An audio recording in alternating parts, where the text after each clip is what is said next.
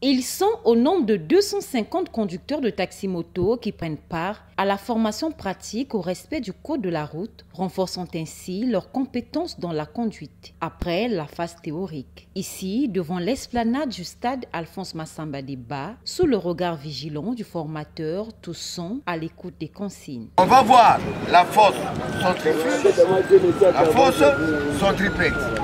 Et puis il y aura l'exercice de vitesse.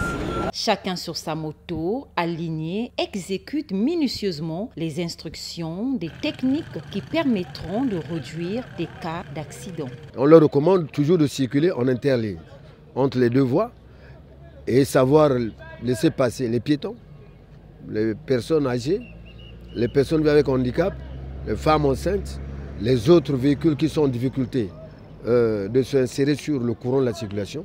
C'est un peu toutes ces notions. Surtout, on a insisté sur la vitesse et la consommation de l'alcool au volant et les stupéfiants.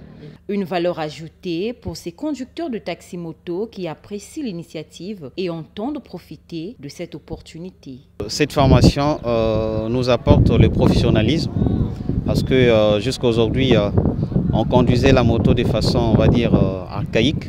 On n'avait pas de principe, le code de la route, on ne connaissait absolument rien.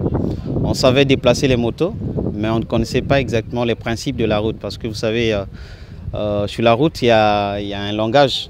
Et donc c'est ce langage-là que nous sommes venus chercher pour être en harmonie avec la route, pour réussir à éviter les accidents que nous voyons par-ci par-là. La clôture de cette 5e vague de formation sera sanctionnée par la remise de certificats et de permis de conduire après le test de la Direction générale du transport terrestre.